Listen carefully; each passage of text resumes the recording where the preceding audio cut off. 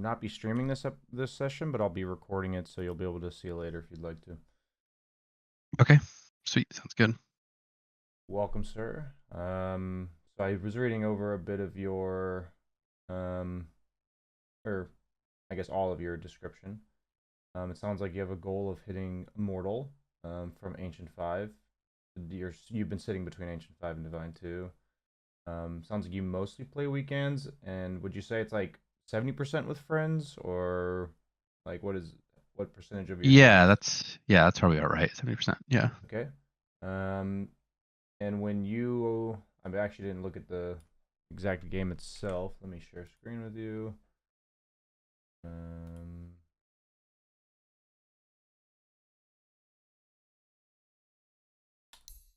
was this Wraith King game with friends, or was it with It yourself? was, yeah. So I mainly so the main person I queue with is Fancy, and we're relatively close in MMR. So yeah, I'd say that, like, when I'm party queuing, most of the time it's with just him, and then sometimes with some other people as well. But I see. So party queuing is more like duo or trioing, not like a full-on right. five stack. Yeah, no. I Yeah, see. not like a 5-man. I got you. Okay. So I was reading your description. Do you have any general thoughts about yourself as like a carry player, strengths, weaknesses, hero pool, stuff like this? Um, yeah, hero pool. So I'd say, like, some of my most played and most successful heroes. TB is kind of my best hero. Play a lot of SF, a lot of Wraith King. Well, although, like, this game is kind of an outlier because I haven't played him in a long time because he's pretty bad. But um, so illusion heroes, PL. A lot of those I play a lot of those. Overall, I'd say that, like, for sure, my biggest, when I think about, like, things I need to improve, I think that, and I did mention this, like, team fighting and prioritization, I think is a big weakness of mine.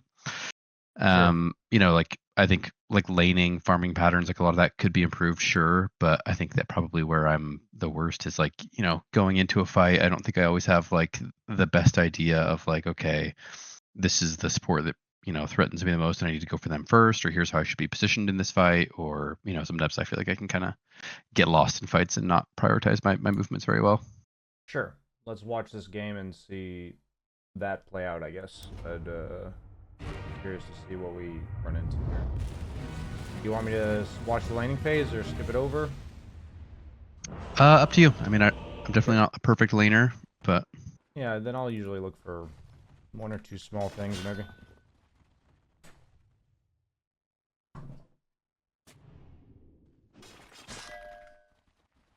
I see for Forbidden you a magic. future full of death. Where are you from? Idaho, Boise, Idaho. Ah, very cool. So it's like midnight for you right now? Yeah, 1 a.m. Yep. Nice, nice. Married man at 1 a.m. getting a Dota coaching session. Very cool. Yeah, man. That's Dedication. like dude, I actually was, like, deciding if I should go to sleep or just stay up. So I slept for a couple hours and, like, set an Wow. alarm to wake up Nice. and come Very down to good. the office. Okay, that's something you'll probably only see with your duo queue friend. Uh, The first blood. yeah.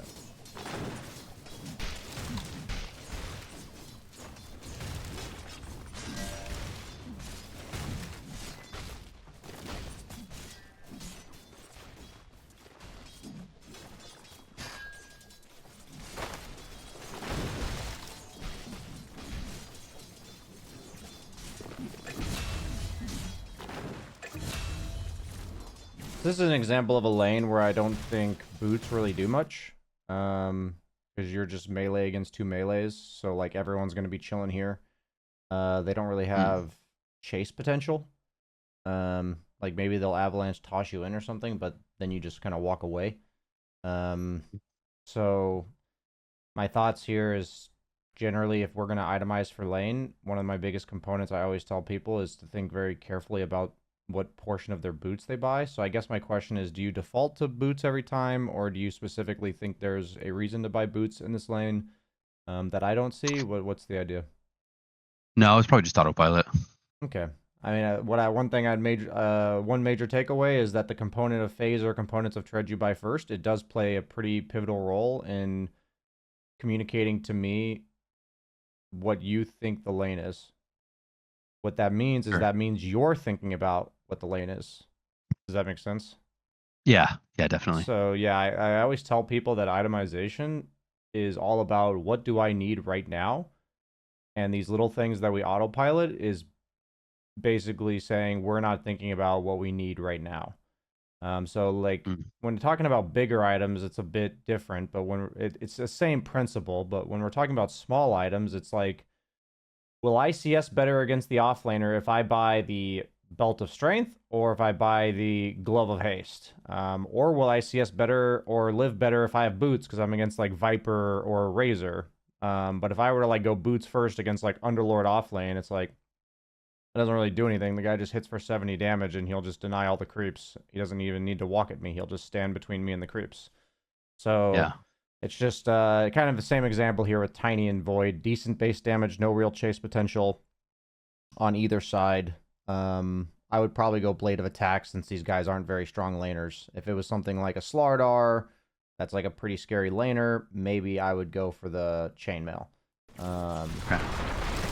But yeah, these are just thoughts, and in my experience, most of the time when I have these discussions with people I'm coaching for the first time, they're just simply not thoughts people are having. Like they don't think that decision's like significant. And I think that when I look at that type of decision, if you're not doing it about this, then you're not gonna do it nearly as well about the much more important decisions. Do you know what I mean? Yeah.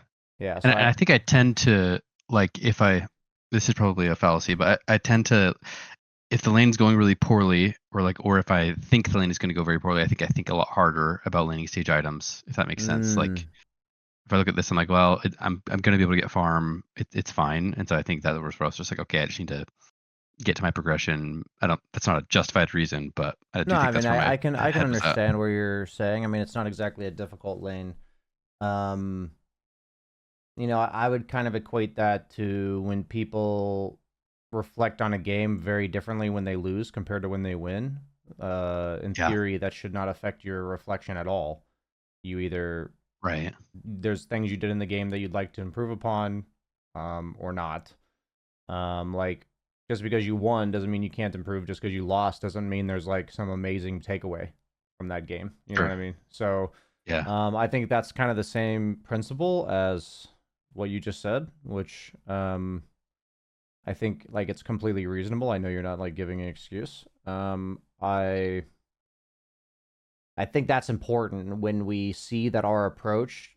I think the only solution to that sort of thing is just awareness. Like, oh, our approach is significantly different based on these factors, and we generally don't want our approach to change from game to game. We would want our approach to be consistently the same. That's how we will gain MMR. When I say approach, I'm saying like obviously the approach to how you decide your items, not the items that you go, right? Sure. But Yeah. yeah, the approach and how you decide your items. It's like, okay, every lane I'm gonna think, do I need the base damage? Do I need the attack speed or the boots component of treads? Do I need the armor, the damage, or the move speed of phase? Like, what do I need right now first? Like I will ask myself that question, irregardless of the difficulty of the lane. Does that make sense? Yeah. Definitely. Cool. Yeah, so I'd be curious if like you were to reflect moving forward in your games, just how often you might change your approach from game to game based on perceived ease or difficulty of the game. I'd be interested to hear if that's extends outside of the laning phase. Yeah, that's a good point.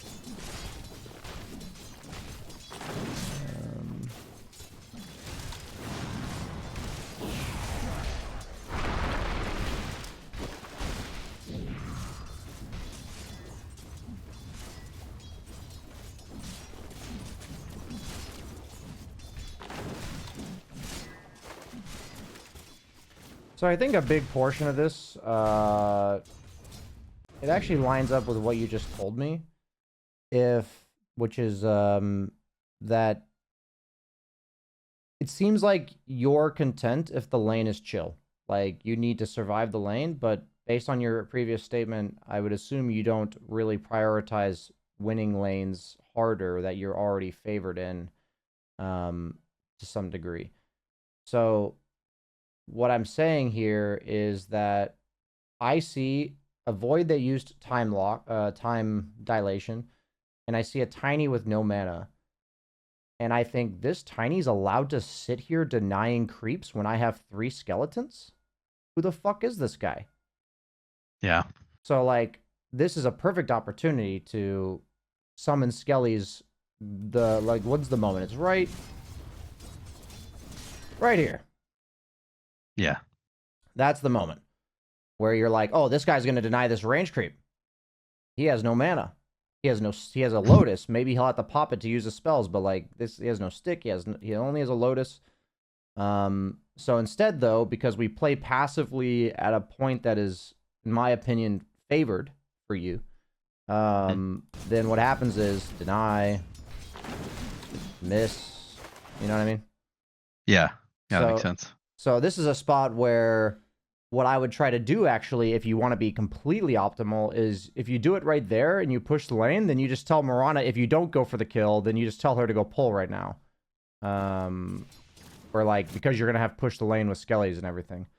But the fact that you're like sitting on 3 or 4 skellies in a lane where they can't really clear them, yeah, is definitely... I know you said you haven't played Wraith King in a while, but that's, yeah, I'd still say that's something that I would expect if you've played Wraith King a decent amount before. Yeah, I think you're exactly right. I think that like my thought was probably just like, look, I'm getting my farm, the lane's going fine. You know, I think I can tend to kind of like relax into a lane if it's going okay and not feel the need to like push things to the limit. Yeah, for me it's like it's more like, what is the optimal item right now? What is the maximum limit that my hero can play to? These type of questions. So what I've noticed is that when I talk to people in terms of how they assess the game, I have tried to discourage people from assessing the game as good or bad or content with the game, because that creates very black and white. Okay, I don't need to do anything, or I do need to do something. And times where you don't need to do anything, quote unquote, you kind of get lazy sometimes. And when you do need to do something, some people get like very panicky about, oh shit, the enemy's out farming us, we need to do something, we're losing. So then they'll do like forced plays. But if we can change that black and white of content or not content thinking to what's the best thing for me right now, I think that will allow for much more nuanced decision making. So I'd say my argument as a coach here is that every time you think I'm content or not, you're leaving yourself more and more likely to think like this. If that makes sense. It's like, it's good to have a general sense of, do I like what's going on here? But if that's not followed up with, like, what's the best I can do with this situation going on right now, then it's like, oh, I won my lane. How do I accelerate my farm? Like, rather than, oh, I won my lane. Like, a lot of people will just stop right there. You know what I mean? Right. Yeah. So it's always that follow-up question. And for me, it's like, I tend to be more of a guy that's more panicky. If I will, like, if I do this, I'll be more of the panicky one when I'm not making or not having a good game, and I'll overforce situations. So for me, it's like, I just have to remind myself, like, whatever problem you think is insurmountable, you're trying to deal with it, but you've already recognized it's insurmountable right now. Like, you can't shut that guy down. Like, that Medusa will be 6 slotted at 35 minutes. Just prepare for it now. Like, stop worrying about, like, that's just going to happen. You know what I mean? So that's funny. Why is that funny? I can just relate to that, like that feeling of like when you're losing a lane or feeling like you're falling behind, or you know, the offlaner snowballing over you, and it's this feeling of like, holy shit, this needs to change now. Like, what do we need to do? You know, and like I think it's a good point. Like, okay, this is what the game state is, and what's the best decision I can make because of it. Instead of just kind of spiraling about it. Yeah, I I definitely made felt that. I made the video last week, which was about in my YouTube channel, which was I tried to make the distinction between observing the game and evaluating the game. It had to do with teammates doing things we didn't particularly like, but it also applies to just our decisions. So what the emphasis of the video is that if my evaluation is of the game state rather than what I would like to do next, then I'm going to make bad decisions. So I want to observe the game state and evaluate what I want to do next. Does that make sense? Yeah. I like that. So I think that's, for me, it was a nice way to a nice way to articulate to myself, like, okay, of observation of game, evaluation of action. And Brian, you're evaluating the game again. Like, that's what I'll say to myself. So okay. So it ends up being a decent trade. You get the one solo kill the big creep. Okay. And now you're being real aggressive once you summon the skellies. Okay. Yeah.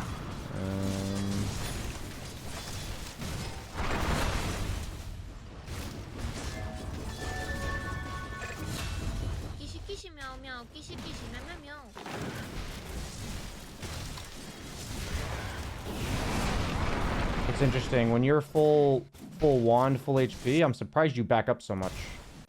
Like, I would just camp the creeps right here.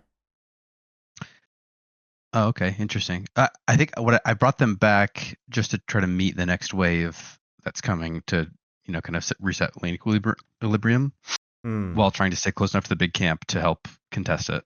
I see. I think if you were trying to maintain your lane equilibrium, then and you are strong, the optimal move is to pull these creeps into this range. Oh, okay. If you are not preserving lane equilibrium, like that's not your priority, but you're trying to be aggressive, then I would have kept the lane right here. Okay. So those are the two choices I think I would make between, based on your situation. You're full HP 21, this guy's half HP, no mana. Yeah. Like, based on that, I would never walk back to here. I would either do this or this. Okay. So I see what you're thinking about. And it's definitely a solution. I mean, this kind of plays along with the fact that you're doing something that's middle ground. That's not hyper aggressive, right? I would want you to look at this and be like, this is a state of hyper aggression that I should have here because of his mana health and my mana health and 21 and everything. Yeah, we're a lot stronger right now. Yeah.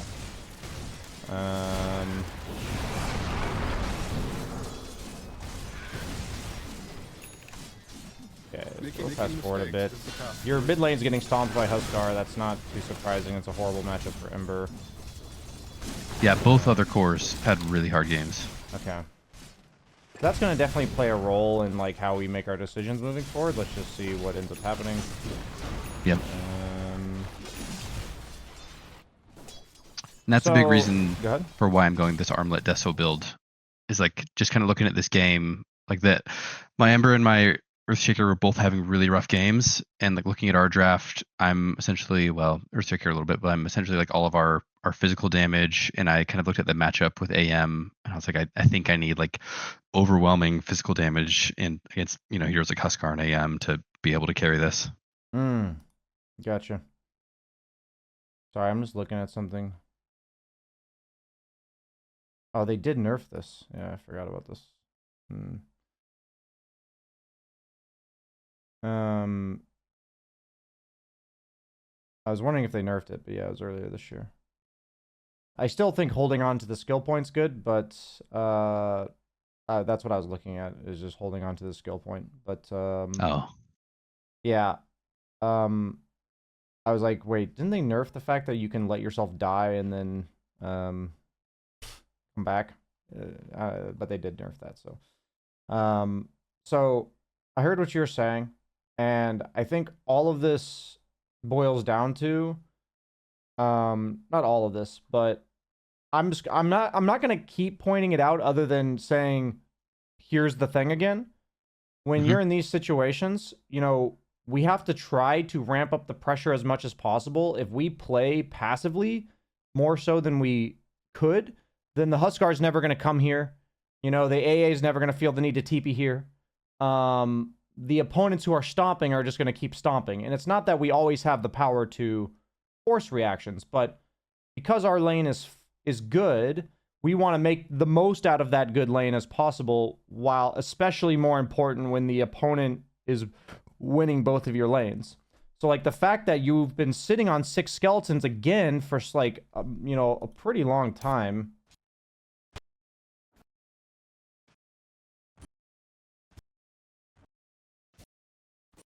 Yeah, you had 6 skeletons for, like, a minute and a half. The fact is, like, we could be pushing the lane and jungling both small and hard camp. We could be, like, going through the portal and summoning skeletons on this anti-mage. Like, there's a lot of options with what we can do with these skeletons, but we're just sitting with them. Like, for me, that's the biggest part about this, is that, yeah, at 749 was when you got 6 skellies.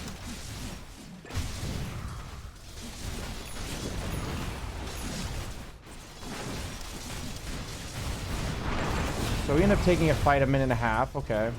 Because for me, the way skeletons work is they feed your skellies. Like, you get more skellies off of summoning skellies. So I either, like, if I'm using the skellies, it kind of feeds itself, and then, like, you see again, you pretty much have them again. So they're not like a cooldown worth preserving, you know? Yeah. So it seems like you're going to get the kind of the snowballing farm component of your game going a little bit slower than necessary, or than you could have.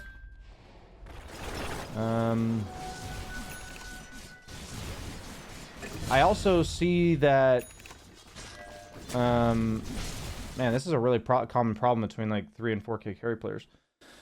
I have just absolutely no fucking clue what's going on in this game. Like, what's this? What's this? Yeah.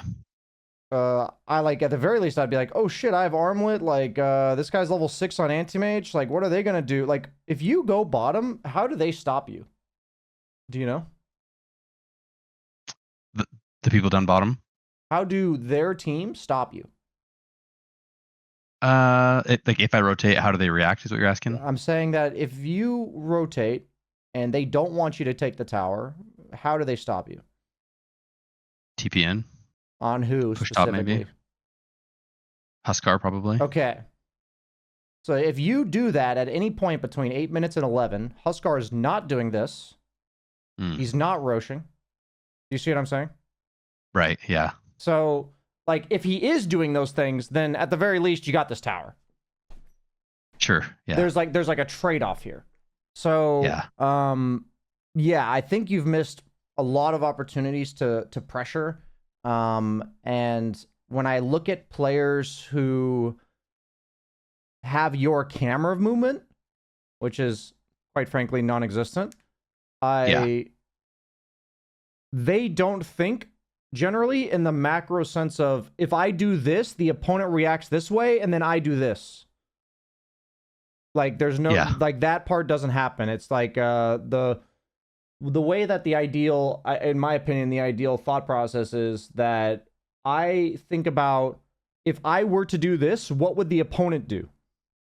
And then if they were to do that, what do I do? So that's like the logical 3-step kind of, so it's like, I'm considering, okay, if I go bottom, anti-mage AA, literally no D-push. Like, they can't deal with skeletons at all.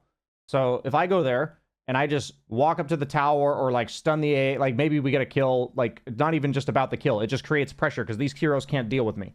So then, at the very least, Tiny's gonna TP, most likely Huskar's gonna need a TP, and if it's Tiny, we might stick around. If it's Huskar, we're like, ah, shit, get the fuck out of here.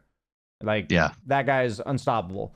So, like, I have this general plan of, like, oh, they can't do anything about my hero here. I'm going to go there, and then that guy's going to show up, and I'm going to leave. And if he doesn't show up, then we get this. Like, that's, I kind of play the, like, okay, what am I worried about? What happens if the thing I'm worried about doesn't happen? In that case, you get the tower. So, for me, it's like, when you're not looking around the map, then you will stick to farm, back, which is the efficient thing to do here, like, in this area of the map, right? Like, in this area of the map, if it was correct every game to stay in this area of the map, what you're doing is good. Right? Sure. So I'm thinking of like, what's the actionable message here? Which I think the first and foremost thing is honestly, if you over time you just were to gradually catch yourself assessing the game as good or bad, or like or evaluating the game, basically, if you were to catch yourself, I think you would then be a bit more of an aggressive laner at times. Like you'd find more opportunities. And I think if you got better at the aggressive laning component, then you would probably naturally start applying that principle to this stage of the game, which is a bit more complex, right? Because it's like including other lanes and Right. you know, having to check other areas and matchups and stuff like this. So for me, I really think this stems all from the same thing.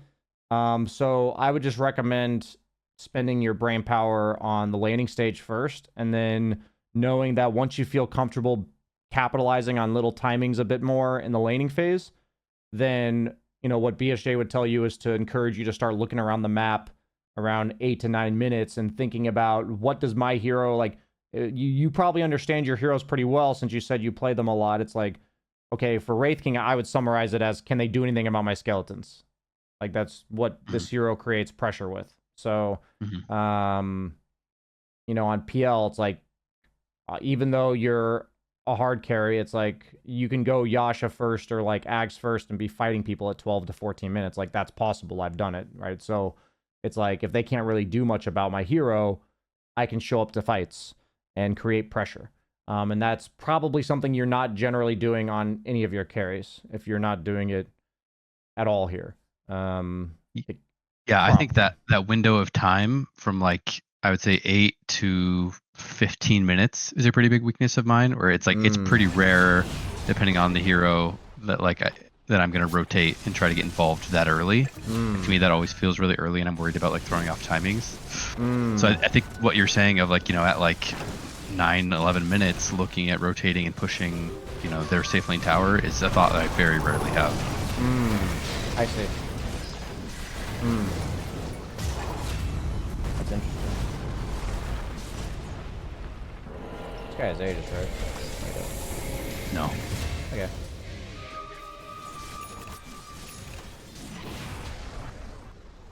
Okay.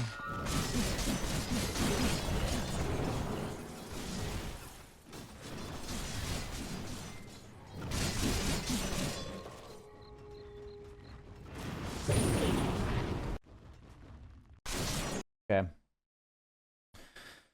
Guiding principle for the mid game. We'll say 15 minutes plus, but it can start earlier. Do we want to? This. Go ahead. No, sorry. Go ahead. Simple question. Do we want to be with our team? Yes or no? At any given moment in the game. And I'll ask you the question now. Do you want to be with your team? Yes or no, and why? I'd say yes. I want to be bottom with them right now because I think I'm strong and we can take that tower. That's really interesting. I would not go there because I don't have ulti. And they have a 6k lead. Like, we're down 15-7 and I don't have ulti. Yeah. I think what I looked at is that, you know, obviously we can't see where all the heroes are at, but looking at how bottom was right now, it was just AM there alone. He was at like half health. He has nothing at this point in the game.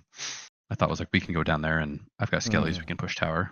No Echo Slam, no Ward, no Moran ulti, no Wraith King ulti. It's very interesting when I hear like at 9 minutes you don't think about going here, but at 15 in these given circumstances you want to go there. I think that's really interesting. I don't actually know what to the major takeaway is there. I just strongly disagree with your assessment of going there. I'm not saying like you're telling me I'm wrong or whatever. I just, when I look at the facts that I see on the screen, like if I'm observing the game, I would not choose to go to my team right now. I view this as at least waiting 30 seconds for like Shadow War, Shaman Ward, and Earthshaker Echo Slam. Like, I'd at least be waiting for those. So where would you go here? So my question was, do I want to go towards my team or away from them? And my answer would be away from them, so I'd go here. Your ult is down. You're going to farm away. Yeah. So it's like, it's guiding my farming patterns, because a lot of the times people black and white it as, am I fighting or not? And my question is, are you going towards your team or not? That's the better black and white thing. Because you can farm near your team. You know what I mean? Like, you can farm either way. We're going to farm no matter what. People often think if I go to fights, I'm not farming. So in your case, you did the, like, conceptually right thing where you went towards your team and farmed. But this is what I would do if your team was strong and maybe you weren't. Like, maybe you don't have ulti, but your team is strong. So I would go farm near them. Do you know what I mean? But none of us have any ults right now. Yeah, but since nobody's strong and you are not strong because of your ulti missing, then I would not go towards them at all. But what I've had the problem in the past when I coach people is that they'll say, like, say they don't have ultimate here, but their entire team is really strong. They'll, like, never go here because they look purely at their hero. And they're like, I don't want to go to the team because I'm not strong. You know what I mean? So there's a lot of factors that lead to, do I want to farm towards my team or not? But I just encourage you to write that question down and think to how often, like, basically, this may end up working out, but I would much rather, like, leave these skeletons to go clear this, and I would walk, like, right now to this and summon at least a new wave of skeletons on this. That's at least what I would do. I'd probably summon a new wave of skeletons here, but then if I saw Huskar, I would keep going here. But like if he showed on another lane? Yeah, like if he showed somewhere else, either bottom or top, then I would keep going. If I don't see him, then I would just summon the skellies and leave. You know what I mean? Because he's the guy that's going to kill me. So. Right. But like in this case, because of our move, there's just a Faceless Void support pushing mid lane. Yeah. Like that. And I think my thinking here was I wanted to catch AM. Like I wanted to try to mess up his game as much as possible. I'm chasing him down here, and I was like, okay, we have Shaman, we have Mirana. You know, we should be able to catch him, but he blinked away when I went down there. Nice team. I will tell you that I can almost guarantee that if we played for pushing this wave in and then farming like this, that you would end up here again and you would have walked through here. Oh, interesting. Yeah. Like you would have done this. You know what I'm saying? And what happens is, instead of TPing to this and feeling like you get the hard commit on Huskar, you will be in the situation I presented down here, which is you don't have ultimate yet, but your team's strong now because they have their ultimates. So you're going to like go like this, and you're going to be farming right here, and then you're left with the decision. Do I go to the fight that's right here?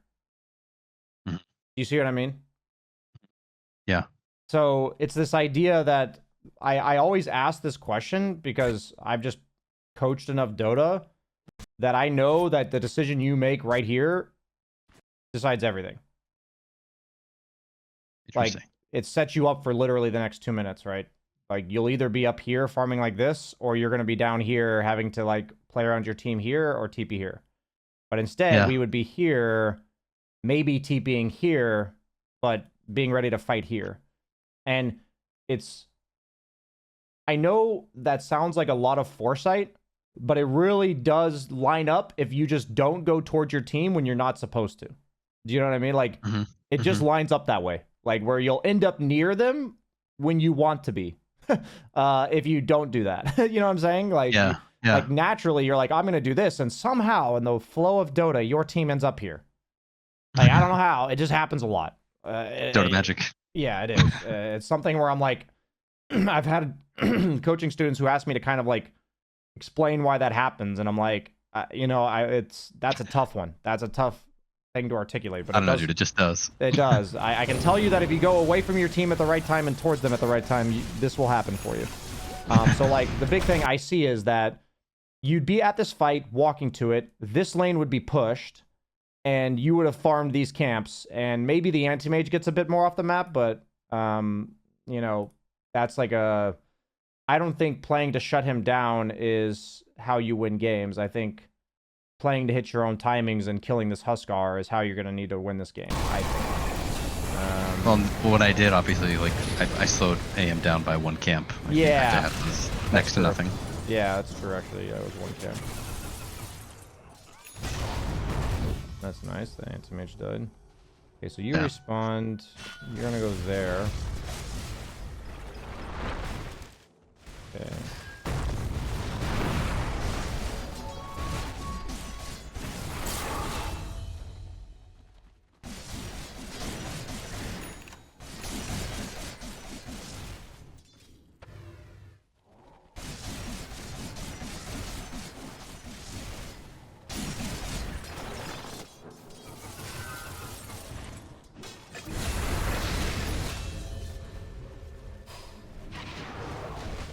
How do you feel about this TP? Horrible. The TP'd way too late to like be able to actually help with anything, and then by the time I got there, there was nothing to do, and I just went to my team with nothing to do. I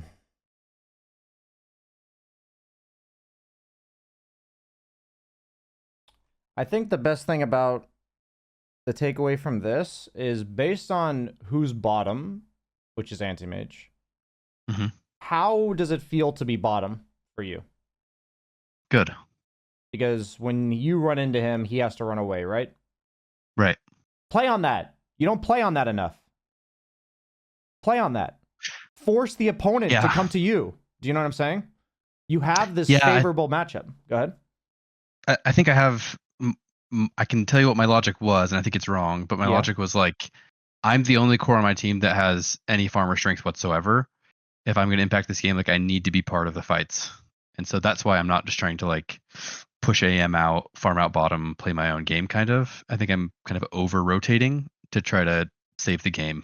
And I think I was feeling like we talked earlier about like the panic state a little bit, you know? Yes, you're trying to accomplish too much. I think I was feeling like a little bit like, yes. Yeah, I need to shut down this Huskar. Like I need to help out what's going on top, you know? Yes. So what's really interesting about these things, because I've learned it for myself, I'll probably do it again tomorrow, like in some capacity. But what I've learned about this is if my question is not observing my current state and evaluating my next single action, then I am going to make bad decisions.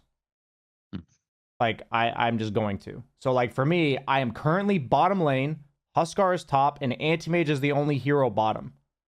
I would like to stay farming here if possible. I will only go top if it looks perfect. Like, that's how I would look at this. Okay. Like, because that's, for me, in the present, very much like, at all stages, I'm looking at, this is what my farm feels like right now. Like, I feel good about the area I'm in. I can be aggressive in the area I'm in, or I can't be aggressive in the area I'm in. And the better I feel about the area I'm in, the less likely I am to go somewhere else. Because, you know, in the case of this top lane where at 7 minutes or whatever, you're either summoning those skellies and farming to the maximum and pressuring this tiny, or you're going somewhere else because you, in theory, know you're strong. And you're like, I want to do something with this. This doesn't feel like enough, you know? So it's more of a, this is my hero strength. This is how I feel about where I currently am. And do I feel like I'm exerting my maximum strength in my area right now?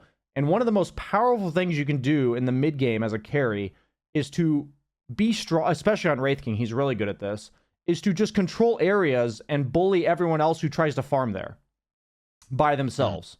And effectively, if they want to kill you, they have to bring 3 or 4 heroes. And the goal is to pressure as much as possible while escaping from that. Like, obviously, you're going to die sometimes.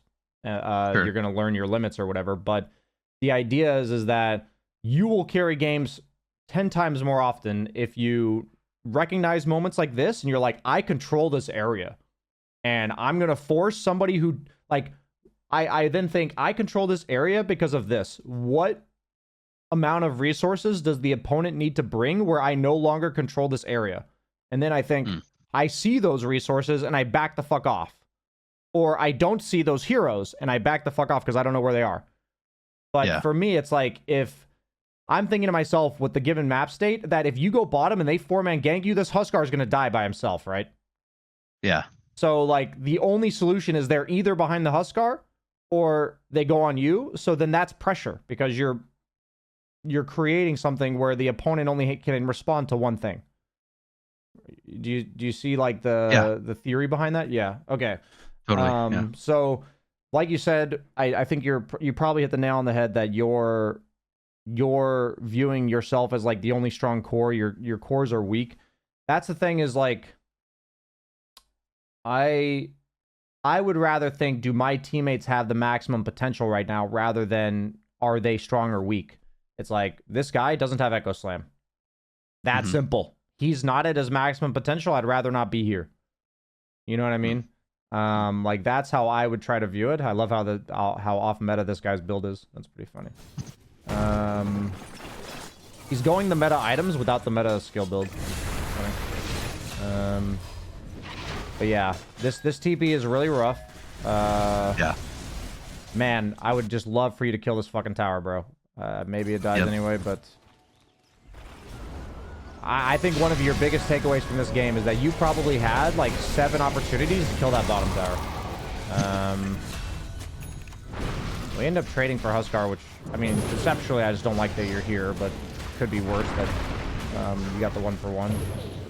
I honestly don't even think that, like, helps your win percentage. I'd be surprised if it did. You trading yourself for Huskar. Let me... 21 minutes. 21. Yeah, that didn't help. I didn't think it did. I think this is important to note, though, that you traded yourself for, like, the #1 net worth in the game, and it didn't help you. Like, what will make this go down is pressuring Anti-Mage, taking bottom tower, slowing Anti-Mage's farm, controlling that area. I guarantee the graph will kind of, like, creep down like this. If you're doing that. Yeah, you're just, like, kind of out-controlling him on the map. So you go Shadowblade. I don't hate the idea. I see what you're going for. I feel like I probably would have gone, like, Basher first or something. Or maybe Basher, not interesting. Bash. Maybe not Basher, maybe BKB. Maybe, like, BKB AC Abyssal is what I feel like I would have gone. Well, and BKB is where I go next. Okay. So at this point of the game, I was, like, specifically right now, I was thinking a ton about atomization. Yeah. And a big part of my thinking was, like, okay, I'm going to have to get, like, BKB, Shard, you know, I'm against an AM as Wraith King. But right now, we have a Huskar problem, not an AM problem. And so I was like, I think I need Silver Edge to kill Huskar. And that was my thinking. I'm not saying it was right, but it's No, it's kind of where I'm at. What's really interesting about this fight is that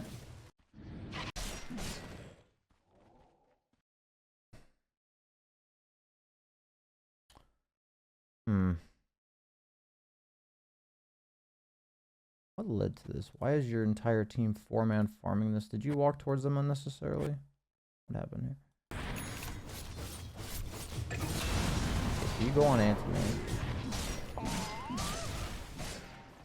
And my thought here was, okay, I've forced AM out now.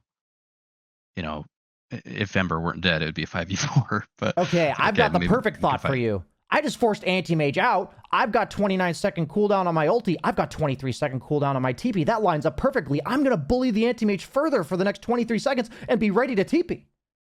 How does that sound? Yeah, that sounds better. Okay. I was like, when I see what's happening here, like a minute later in the game, I'm like, did he walk towards his team unnecessarily? Like, what happened here? Like, I had to find the moment where you walk towards your team unnecessarily. And this is the time. You have a perfect timing. 23 seconds, 29 seconds, 27 seconds. Fucking bully this guy. Push the lane. Be away from your team. Right? So whatever's guiding your decisions with, I see a build that helps you kill people who are by themselves. You also bully Anti-Mage really well. And you run towards your team a lot. So one element I will add, and Yeah. I'm not trying to scapegoat this, but I think one element also is the party queue effect, because my buddy Shaman is at this point like, fucking someone kill this Huskar, like I'm holding him, you know, like he's like screaming at our team and not necessarily at me, but I think that also is part of what's influencing my decisions, is like wanting to help. The best thing you can do, I think, if your buddy cares about getting better at the game as well, is literally watch this segment of the coaching session back with him and have him listen to the fact that it is essential, buddy, that your friend stays here and pushes. This shit does not matter to him. Like, I'm not saying your play doesn't matter, like on the Shadow Shaman, but like for your game as carry, it is game winning to stay down here, push this guy out. If you had that mentality for the last like 10 minutes, so much would have changed. Like every time, like I think we've identified 4 or 5 periods where you just could have ran at the Anti-Mage, like at 7 minutes, at like 12 minutes, at the time where you TP'd top at the fight that was already ending. This one, there's so many opportunities where you're giving up map control, giving up pressure, and that's the carry's role.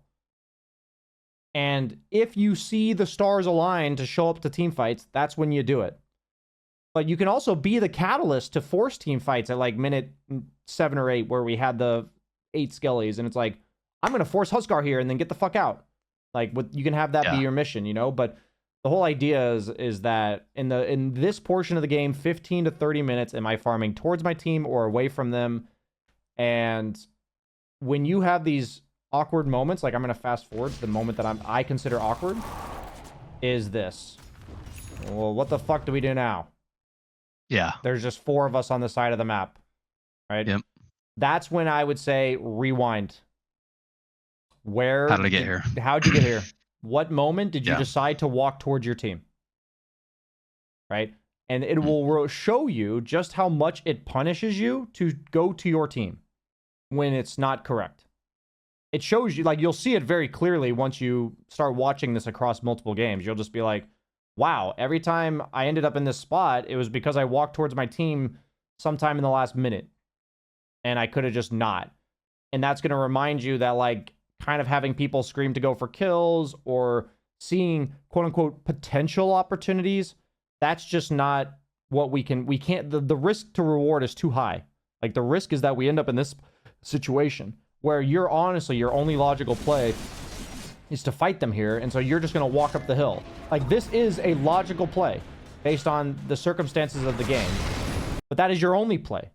And that sucks. It sucks to only have one play. That feels really bad. It's always amazing in Dota where you're pushing around the map, you're forcing reactions, and you're giving yourself 2 choices. Where it's like, I'm either going to TP back to this fight or continue forcing reactions.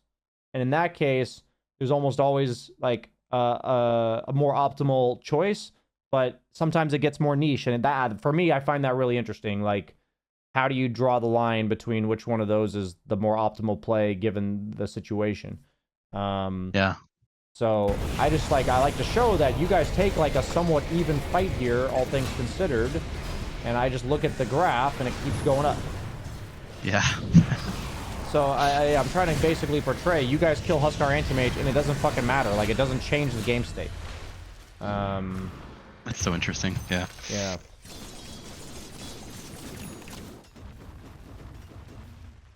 Okay. Let's see.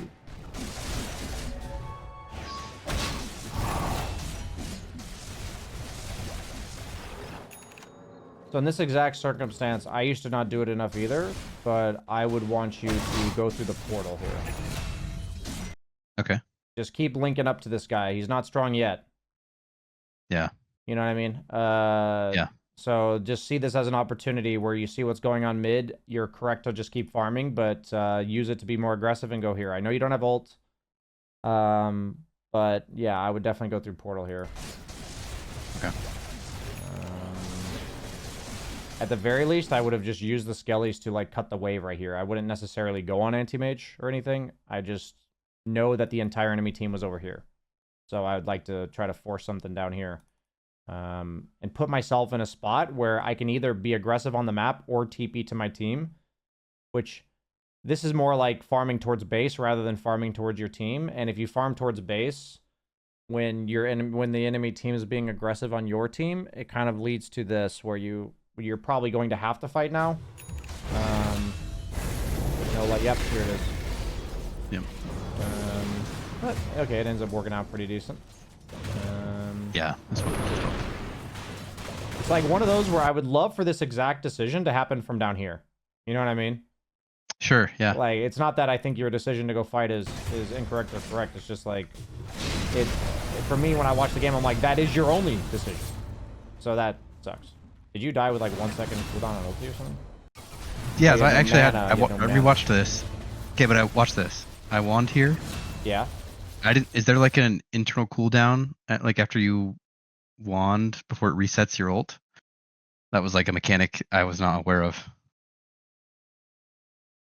Okay. So I remember in the game I was like, why did I just die here? And yes. I like rewatched it later. As like, of what is May going on? 22nd, that won't work anymore. That's what I literally looked at. That was what you were looking at earlier. Okay, yeah, earlier. But I was thinking about it in regards to holding your skill point at level 6, because you used to hold the skill point, die, and then during the time you were dead, you would level the skill, and then you'd come back to life, and then you could die again. Oh. So that's what I was Yeah. thinking about, but it does apply also to like use of Soul Ring and Wand and stuff. Okay. It was actually an abusable mechanic because you could just purposely not have mana, spend an extra 3 seconds alive or whatever, and then Soul Ring Right. or Wand. I thought it was a fun mechanic, but it's It's honestly a cool mechanic. in Bring theory, it back. in theory, it's pretty broken, but Yeah. it's a cool mechanic. I actually didn't know that they made denies count. I actually didn't know they did that. They've changed Wraith King a lot. Holy shit. Yeah, they have. Dude, like, this hero hasn't been competitively meta for a while, but they changed him so much. Dude, they've nerfed so much on this shit. What the hell? Like, It's been out of bed for like 2 years. what the hell? Slow duration, skeleton armor. What is wrong with Wraith King? Holy shit, they hate this guy. Okay. I get that, you know, he's a boring hero, but I love Wraith King. One of the Yeah, me too. I think he's one of the funnest. I very much enjoy playing Wraith King. Okay, we've seen a lot from this game. Do you mind if we spend the last 25 minutes or so looking at your other game? please, yeah. Okay. Let's do that. What hero are you in this one? Medusa. Medusa. Okay.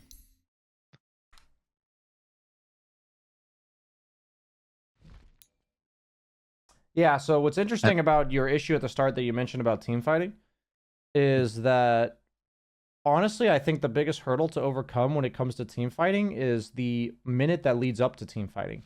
Because your decisions will become much more clear when you're showing up to the fights that don't feel forced to happen. Like when you walked towards your team the several times we saw last game, what happens is you then have to fight. So it actually puts you in this like weird spot where, okay, what do I do now? I guess I walk up this hill. Okay, I guess I do this. You know what I mean? Yeah. And so I do think a crucial component, and I kind of guessed this ahead of time, but a crucial component of you getting better at that decision making is actually cleaning up the minute or so before you go to fights. Okay. And that will allow you to consciously decide to go to the fight or not.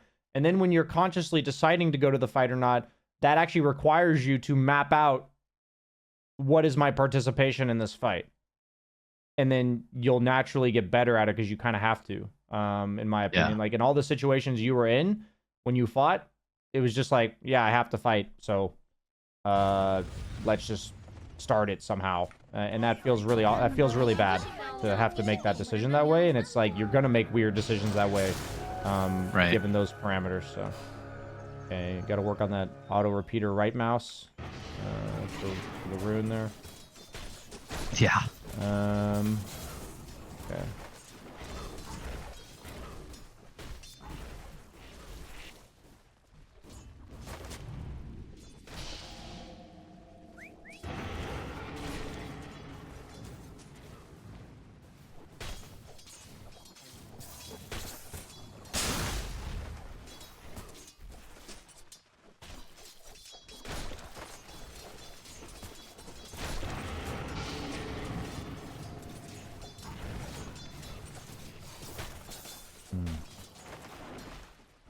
Yeah, you're definitely slow on the range creeps. Yeah. Medusa requires kind of prepping for creeps a lot. Not gonna worry about it too much though. Did notice that as well. Yeah, I was like, sounds like since you're silver tier, and I mess up this shit sometimes playing Medusa because I don't play her too much either, but I've been trying to get better at her. She's one of my worst carries. Like, I feel like I always understand her, and then when I play her, I'm like, I definitely just can tell I've played this hero 80 times instead of 400 or whatever. But I've played my better heroes. Because I always That was part of why I wanted to show her, was because, like, you know, watched your video talking about how she's meta. Like, I want to get good at her because I think she's good. I kind of hate playing the hero, honestly. Like, I think she's just...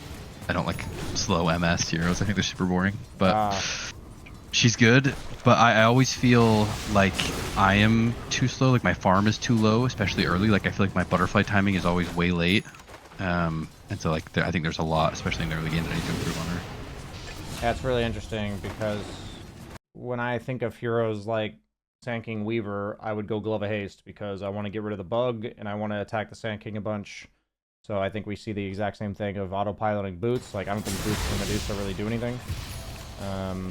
You're just a ranged right clicker that's hitting people.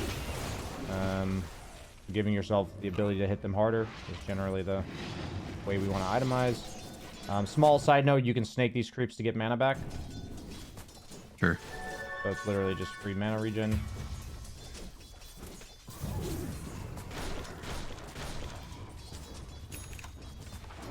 Like, you can always like casually walk over there and snake it if you felt like it. But just a thought. It's net positive on just those 3? Yeah, it's a net positive on those 3. Yeah.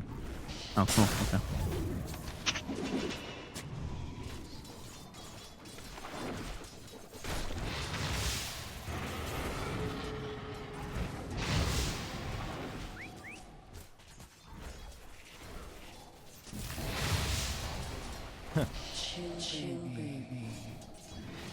This Sand King was kind of crazy. He is like, you'll see in this game, he suicides a lot. Yeah.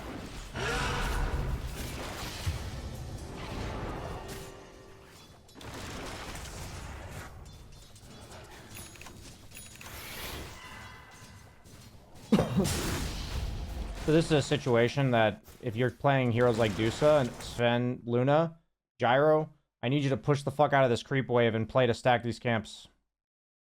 Okay. You sticking around here is a waste of your hero's time and resources, because these heroes, they kill creeps so fast that every second that they're not killing a creep is like triply wasted. You know what I mean? So I would like you to think that by sticking around in lane, not only are you going to miss the stack and everything, but then you're dealing with this, which is... You just took 300 damage of mana. You are sitting around interacting with these guys. So a lot of these heroes, like Luna, Gyro, Medusa, Sven, it's all about minimizing hero interaction. That's just all it is.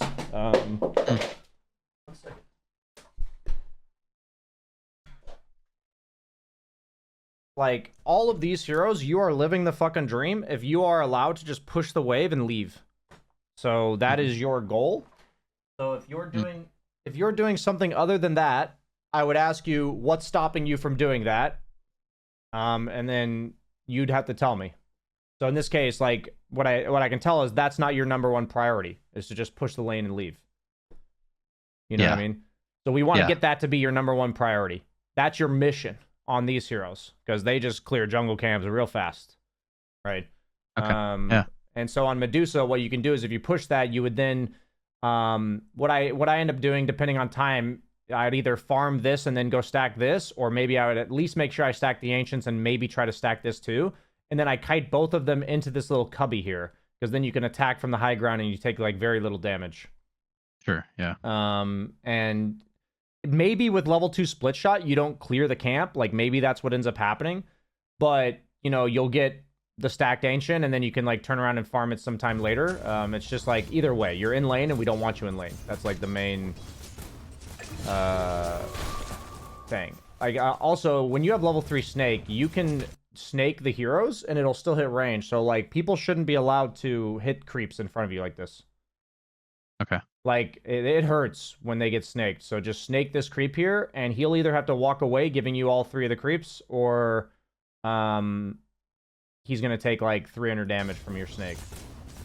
We don't want to have him be allowed to sit here like this. It looks like you were trying to snake the last hits, but I would prioritize hero interaction being minimalized rather than getting last hits, if that makes sense. Yeah. You'll naturally get the last hits if you prioritize the hero interaction component. So this is another example where when we're thinking about hero interaction, right now, your choice is to jungle this camp or to walk back to lane. So you're new to the matchup, but what happens is you're going to learn, I walk up here and then I do this. Well, okay, I can't do anything about this. I guess I'll wait till he pushes the lane in.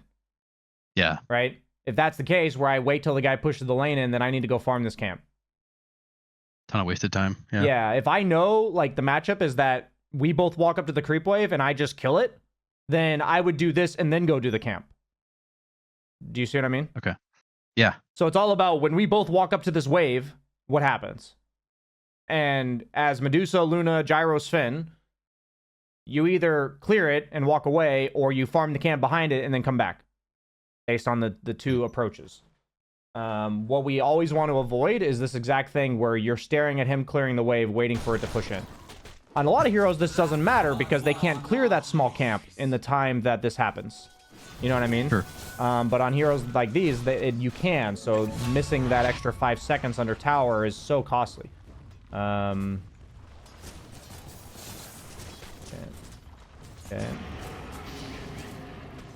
So here's another example where I just go strike Ancients and farm them again.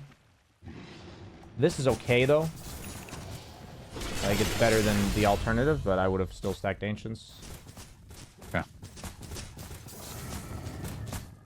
Okay. When you have these camps, always drag camps into each other. So you're going to walk towards here to here, and then you're going to attack these. Just a Medusa thing, gyro thing. Like, these camps can just both be attacked at the same time. Same thing with, like, these two camps. Yeah. These two camps.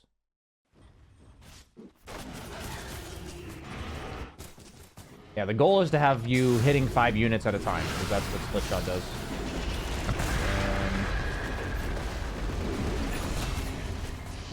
Okay. Okay. Pause. What would BSJ do right now? Probably go away from his team. Okay. Where would I go? Triangle. Yeah, sure. What would I want to do first? Push the midway. Yep, TP mid, push it out, walk to the triangle, right? That will land us there right at like 1240. And then we're going to clear that camp. They'll stack again, or they'll spawn again. We'll clear them again. The dream, right? Okay. Yeah, uh-huh. So it's the whole idea of I'm near my team. Why am I here? Well, they came to me. That's fine. Almost always the answer is go to the guy's lane that came to you. That's not always the answer, but it's usually the answer. So your mid Beastmaster came to your lane. You go to his lane. That's like usually the recipe. But sometimes this lane will be like out here or something, and then you can just TP straight to triangle, farm the 2 camps right now, and then go farm these 2 camps at the end of the minute or something. You know what I mean? Like that, Sure. that would have been the alternative.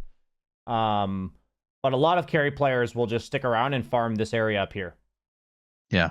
The difference is Beastmaster does, I guess he does have a TB, but for me, the difference is that like most of the time when they rotate away, I just take this opportunity to get the fuck out of here. I almost always do that. And a lot of times people don't, like, honestly, it would have been perfectly fine if Beastmaster also did that, but I've noticed most people just don't do that. So, yeah. One of you should go mid. That's the better over-encompassing description here. And now, instead of you going mid, there's a Spectre killing your tower. Right. Right. These are little things we don't want people to get away with. Spectre should never hit our towers. I don't want to say never. But we're giving him the ability to hit towers when we don't have to. Yeah, so I think the dragging camps to each other is a big tidbit for you to use. You're not doing that at all. Same thing here. But this camp wasn't as relevant as the Sand King. You're not utilizing these 2 camps at all. I think once you have Treads Yasha, at the very least, it's very fast. Treads Yasha, max split shot, you'll farm those camps quite fast. Yeah. Yeah, you do it for kind of the first time there. So getting more in that consistent habit.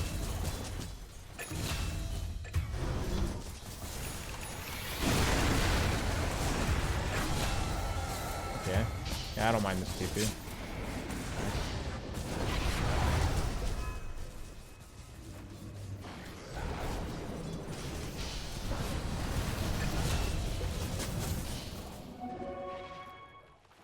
Okay, I like that you walked away from your team there.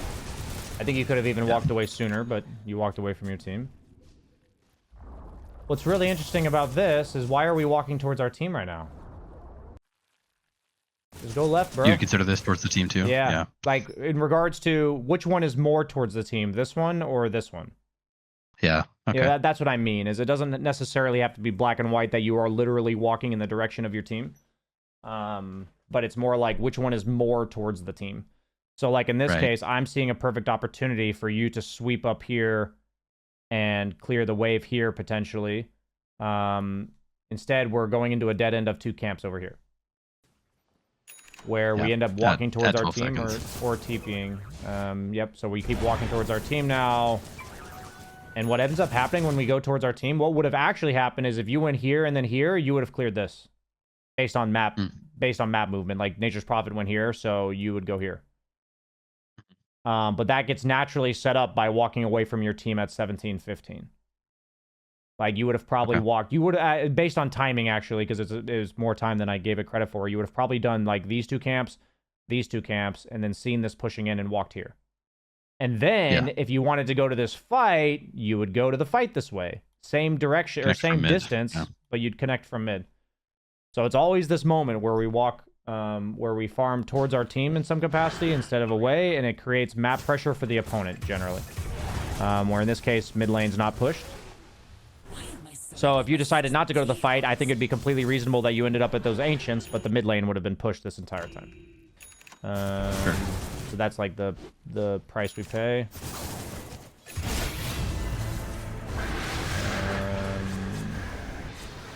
I don't mind this. I like this connection here. Okay.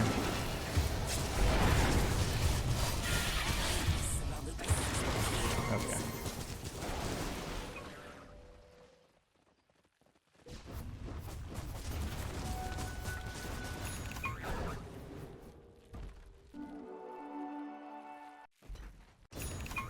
Okay.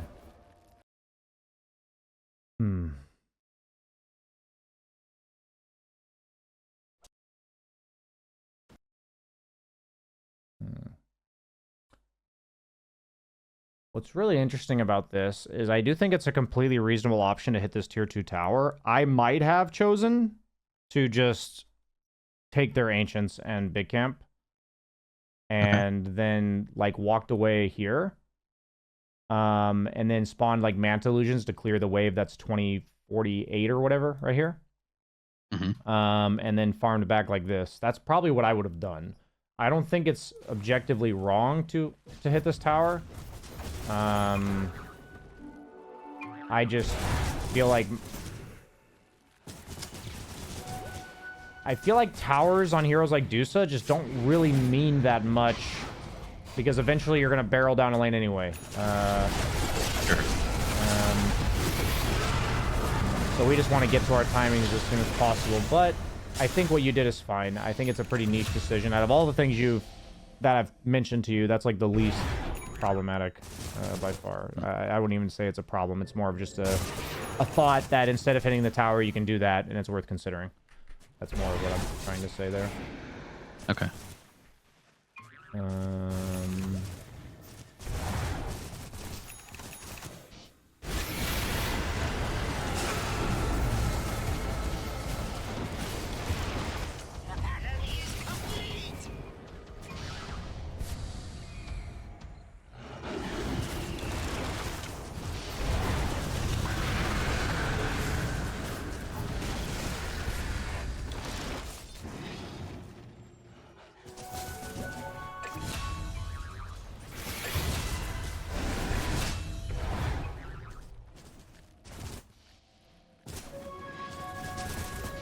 What's really interesting about this is that you walk down the lane and then summon illusions to hit the tower. I think you could have cleared these camps and then done these camps over here and then walked over here, summoned illusions, and then TP top. Like, I want you to notice that you're walking down the lane with virtually no intention of hitting the tower. Is what I'm trying to show you. Yeah. So instead, you can just clear these camps and then summon illusions to clear the next wave. Like in this case, your catapult's getting a little bit of damage here. But what I care about is the fact that this lane's not getting pushed because you can't go there. This lane's not getting pushed. So like, long story short, optimizing farm over tower damage. Tower damage comes after, I think, would be my summary of heroes like Medusa and Luna and stuff. Because what happens is you start to hit creeps so fucking fast that at some point there's no creeps left, and then you hit the tower. Sure. Okay. You know what I'm saying? Like you just start you get so many stats, you get so much damage, you just like the camps you're hitting take 3 hits and then you go on to the next one.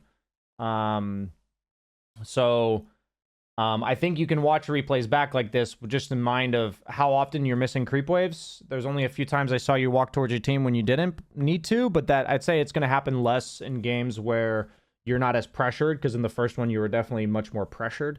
Yeah. But I think this theory or this concept of connecting to your team or not, or when your team is with you, do you want to be with them? Just basically your farm relative to where your team is and why. I think these are things that if you were to focus on that in the mid game, like 15 to 30 minutes, that would. What's going to happen is hopefully initially you're just going to start seeing this type of stuff. You're going to start noticing like, oh yeah, I really do stick around my team and I do walk towards them. Like as long as you look through the lens of being with your team or not when it comes to your farm and farming towards your team or not, when it comes to your patterns, I think you'll that will have the most impact on your mid game. So for me, we've about hit our time, so I just leave this last few minutes if you have questions or thoughts you'd like to ask. No, it's funny. It's kind of like that bell curve meme, right? Of like the one MMR player that's like, I need to be away from my team AFK farming. And then, all the players in the middle that are like, I don't know what to do. I should be with my team fighting. I should be doing all those things. And then back up again at 10K. It's, I need to be away from my team farming, Yeah, the problem that a lot of 6K, 7K players have is that they do this really well, but then they don't connect to their team at the times that I want them to. Like, Okay. they will have huge power spikes where there's like a more creative way to connect to their team. Like they have to like go through portal and then clear a wave and then TP mid or something. Like it gets more creative and they prioritize all of the farm over connecting to the team. So for me, it's like you would get to 5K, 6K just doing this. You know what I mean? Like getting good at, do I farm away from my team or not? It's not that easy, of course, but I'm saying like that, based on what I've seen, that's what it takes to be like a 5K, 6K carry player. But then once you're now doing that in moments where you want to connect to your team and it's not exactly straightforward, that's when you're going to have to, that's how you get kind of past like 6K, 7K range. So just knowing like that's the order of skills that I generally see people develop. It's not obviously, one size fits all, but yeah. So I think if you embrace the fact that the majority of the time you want to farm away from your team and you're looking for the exceptions of, I have this power spike, there's this skill I have like Wraith King skeletons that the opponent can't deal with in this lane. And these are times where you're connecting for the sake of forcing a reaction, not to actually make something happen. You know what I mean? Like you're just trying to force the opponent to not play their game. That applies a lot more when you're losing in the game, where you're like, I don't want my the enemy Huskar to take Roche for free and to pressure my support Mirana under tier 2 tower. I can't deal with the Huskar, so I'm going to go run at the anti-mage bottom so that the Huskar comes. Not to shut down anti-mage, but to influence the Huskar. You see the difference? Make him do things he doesn't want to do. Yes, exactly. It feels really bad when you're like these slow move speed lane dominators like Huskar Viper shit, and you like TP to a defense and the enemy just like walks away. It feels like really bad. So in the games like that where they're owning, like it feels so bad if Huskar's like 5-0 and he's like chasing you around the map. It just feels so bad. That's why a lot of Huskars in high MMR, they'll end up going like Armlet, Sange, bots, Blink.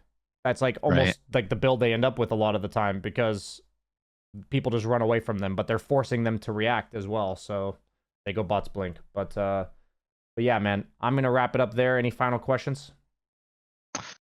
No, well, so are you just camera movement question? Because as I watch these replays, I was like, man, my camera movement sucks. Are you a screen grabber? I'm an edge panner. I mean, I highly recommend screen grabbing, but I edge panned for like a decade, so I've tried to move past it and I just can't. But I think objectively screen grabbing is better. Do you do like mouse wheel screen grab, or what do you? Yeah, like I do, like when I'm doing this, I do mouse wheel, yeah. And there's times in lane where like I'll be CSing and I will do this. But in the grand scheme of like team fights where I see like Arteezy like literally playing his hero while he's grabbing a screen. Like I can't do that. I mean, Yeah. I'll say I can't. I haven't trained enough to do that. I probably could if I Sure. really tried hard, but for me, I just do this. Yeah. Well, Any other thanks, thoughts? man. I really appreciate it. This was super, super helpful. Awesome, man. Glad to hear it. I'll see you around. Have a good one. Thanks, dude. Bye.